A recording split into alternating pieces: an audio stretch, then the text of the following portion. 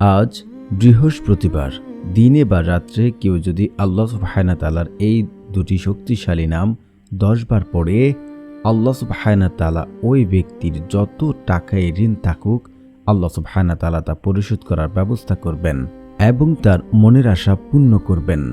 আল্লাহ সুবহানাহু ওয়া তাআলা তাকে এত ধন সম্পদ, এত টাকা পয়সা দান করবেন যা সে কোনোদিন চিন্তাও করেন এবং সে কল্পনা করতে পারবে না। আল্লাহ সুবহানাহু ওয়া তাআলা তাকে ধন সম্পদ দিন দিন বৃদ্ধি করার ব্যবস্থা করে দেবেন।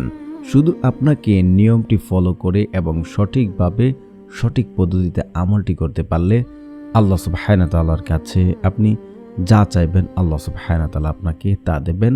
আজ পর্যন্ত আমল করে কেউ ব্যর্থ হয়নি।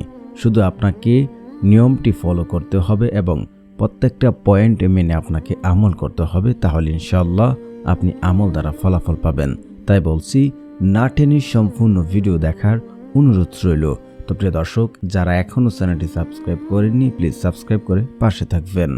যদি কেউ চায় যে তার ধন সম্পদ দিন দিন বৃদ্ধি হোক, তার টাকা পয়সা ধন দৌলত আল্লাহ সুবহানাহু ওয়া তাআলা বৃদ্ধি করে দেখ এবং তার যে ঋণ রয়েছে আল্লাহ সুবহানাহু ওয়া তাআলা সেই ঋণের ব্যবস্থা করে দেখ এবং তার মনের যে কোনো আশা পূর্ণ করুক, তাহলে সে যেন আজকের এই আমলটি করে।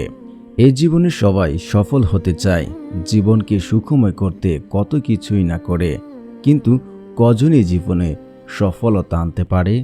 বরং দেখা যায় সামান্য পরিশ্রম করে কারো জীবন বদলে যাচ্ছে, সফলতা আসে তাদের জীবনে, কিন্তু কঠোর পরিশ্রমে অনেকের অভাব অনটন দূর হয় না।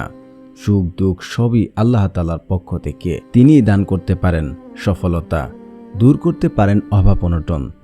তাই আমাদের আল্লাহ তার প্রিয় রাসূল সাল্লাল্লাহু আলাইহি ওয়াসাল্লামের বাদলানোর কিছু আমল করতে হবে।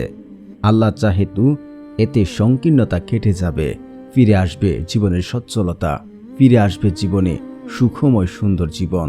প্রিয় রাসূল সাল্লাল্লাহু আলাইহি ওয়াসাল্লাম হাদিসে ইরশাদ করেন, আল্লাহ তাআলার ৯৯টি গুণবাচক নাম রয়েছে, যে ব্যক্তি এই গুণবাচক নামগুলির জিকির করবে সে জান্নাতে যাবে।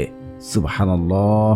দৈনন্দিন জীবনে আল্লাহ তাআলার এই গুণবাচক নামগুলির জিকিরের আজকের আমল রয়েছে আলাদা আলাদা, ফজিলত রয়েছে, অনেক উপকারও সে আমলে রয়েছে।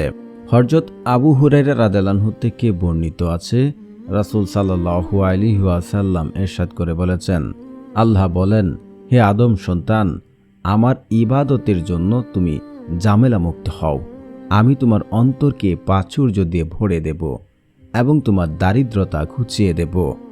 আর যদি তা না করো তবে তোমার হাত ব্যস্ততায় ভরে দেব এবং তোমার অভাব অনটন দূর করব না। তিরমিজি শরীফের হাদিসে এটা উল্লেখ করা হয়েছে। আমরা যদি আল্লাহ সুবহানাহু ওয়া তাআলার কাছে কোনো কিছু চাই, তিনি আমাদেরকে খালি হাতে ফেরত দেবেন না। কারণ আল্লাহ তাআলা পবিত্র কুরআনে বলেন, উদউনি আস্তাজিব লাকুম, তোমরা আমাকে ডাকো, আমি তোমাদের ডাকে সাড়া দেব। রাসূল সাল্লাল্লাহু আলাইহি ওয়াসাল্লাম হাদিসে ইরশাদ করেন, আল্লাহ তাআলার কাছে যখন কোনো বান্দা দুহাত তুলেন, তখন আল্লাহ সুবহানাহু ওয়া তাআলা ওই বান্দার দুহাতকে খালি হাতে ফেরত দিতে তিনি লজ্জাবোধ করেন। কারণ আল্লাহ সুবহানাহু ওয়া তাআলার কাছে কোনো কিছুর অভাব নেই। আর দোয়ার ক্ষমতা, দোয়ার শক্তি এতটাই যে আপনার তকদির পরিবর্তন করতে পারে কেবল দোয়ার মাধ্যমে। দোয়ার গুরুত্ব এতটাই গুরুত্ব যে আপনি যা চাইবেন আল্লাহ আপনাকে তা দান করবেন। আল্লাহ তাআলার কাছে কোনো কিছুর অভাব নেই যদি আপনি সঠিক নিয়মে সঠিকভাবে চাইতে পারেন। কারণ দোয়া কখনোই বিফলে যায় না, কখনোই না। দোয়া করেছেন, আপনার দোয়া কবুল হয়েছে, এটা 100% নিশ্চিত যদি আপনি সঠিক নিয়ম মেনে থাকেন। দোয়া করলে দোয়া তিনটা থেকে যে কোনো একটা হবেই হবে। যেমন আপনি দোয়া করেছেন, যা চাচ্ছেন, আপনি টাকা পয়সা চাচ্ছেন, ধন দৌলত চাচ্ছেন, আপনি অভাবে আছেন, ঋণে আছেন, আপনি বিদেশে যেতে পারছেন না, বিপদে পড়ে আছেন, যা চাচ্ছেন আল্লাহর কাছে দোয়া করে আল্লাহ হুবহুব তা দিয়ে দেন। নয়তোবা সেটা আপনার ফ্যামিলির কেউ না কেউ বড় কোনো অসুস্থতায়, বড় কোনো অ্যাক্সিডেন্ট বা আপনার স্ত্রী, আপনার সন্তান, আপনার বড় কোনো বিপদ আসতো, সেই দোয়ার বদলতে আল্লাহ সুবহানাহু ওয়া তাআলা সেটা থেকে আপনাদেরকে বাঁচিয়ে রাখেন। যদি তাও আল্লাহ না করেন তাহলে এটা আপনার জন্য আখিরাতের জন্য রিজার্ভ রেখে দেন। আল্লাহ সুবহানাহু ওয়া তাআলা দোয়া কখনোই ফেরত দেন না যদি আপনার মাঝে এই কয়েকটি গুণ যদি আপনার মাঝে না পাওয়া যায়। যেমন আপনি দোয়া করছেন, হারাম খাবার ভক্ষণ করছেন, তাহলে আপনার দোয়া কখনোই কবুল করা হবে না। দ্বিতীয়ত হচ্ছে 5 ওয়াক্ত নামাজ পড়তে হবে। তৃতীয়ত হচ্ছে আপনি আমল করছেন, পুনরায় পাপ কাজ করছেন, তাহলেও আপনার দোয়া কবুল করা হবে না। সর্বশেষ হচ্ছে আত্মীয় সম্পর্ক চিহ্নিতকারীর দোয়া কবুল করা হয় না। আপনি দোয়াতে আত্মীয় সম্পর্ক চিহ্নিতকারীর কোনো দোয়া করলেন এবং দোয়াতে কোনো হারাম কোনো দোয়া করলেন, সে দোয়া কবুল করবেন না। যদি আপনি এই সকল বিষয়গুলি আপনি মেনে আমল করেন, আমি আল্লাহ কসম করে বলছি, আপনি যা চাইবেন আল্লাহ তা দেবেন এবং আপনার দোয়া কবুল করা হবে। এখন হচ্ছে এগুলো সব কিছু আপনি মানছেন, এখন কিভাবে আমলটি করবেন? আমলটি করার জন্য সর্বপ্রথম আপনাকে দিন অথবা রাতে যে টাইমে আমলটি করেন, আপনার যে কাজটি করতে হবে তা হচ্ছে একই এবং বিশ্বাস। যদি আপনি নিজ থেকে কনফার্ম এবং নিশ্চিত হতে পারেন যে আমি আমল করছি, আমল দ্বারা আমি ফলাফল পাবো, যদি মন থেকে কনফার্ম হতে পারেন, ইসমে আজম পড়ে অনেকে অনেক কিছু পেয়ে তাকে বলেন, কিন্তু সবচেয়ে বড় ইসমে আজম হচ্ছে যে আপনার হিম্মত। আপনি যদি নিজেকে বিশ্বাস করাতে পারেন আল্লাহ আমাকে দেবেন, আমি আল্লাহর কসম করে বলতে পারি আপনি যা চাবেন তা পাবেন। একটা হাদিস এমন রয়েছে যে কোনো বান্দা আল্লাহর প্রতি যেমন ধারণা করবে, আল্লাহ ঠিক তার সাথে তেমন আচরণ করে থাকেন। আপনি যদি নিজ থেকে কনফার্ম হতে পারেন আমি আমল করছি, আমি ফলাফল পাবো, আল্লাহ আমাকে দেবে, এমন বিশ্বাস করতে পারেন, ইনশাল্লাহ পাবেন। এটা কখনোই মিস যাবে না। তো তারপর হচ্ছে আপনি উত্তম রূপে উজু করবেন। উজু করে এসে একটি জায়নামাজ বিছিয়ে বসবেন। বসে আপনারা ইস্তেগফার পড়বেন 21 বার। আস্তাগফিরুল্লাহ, আস্তাগফিরুল্লাহ, আস্তাগফিরুল্লাহ। যদি কোনো ব্যক্তি ইস্তেগফার পড়ে, আল্লাহ সুবহানাহু ওয়া তাআলা ওই ব্যক্তির অভাব অনটন দূর করে দেন। শুধু তাই নয়, সে যদি কঠিন থেকে কঠিন বিপদেও পড়ে থাকে, আল্লাহ সুবহানাহু ওয়া তাআলা ওই ব্যক্তির বিপদ আপদ থেকে উদ্ধার হওয়ার জন্য পথ দেখিয়ে দেন, সঠিক সুন্দর পথ বের করে দেন। শুধু তাই নয়, আল্লাহ সুবহানাহু ওয়া তাআলা তাকে এমন সকল জায়গা থেকে, এমন সকল উৎস থেকে রিজিক দান করেন যা সে কোনোদিন চিন্তা করেনি, কল্পনাও করেনি। অবশ্যই ইস্তেগফার পড়বেন।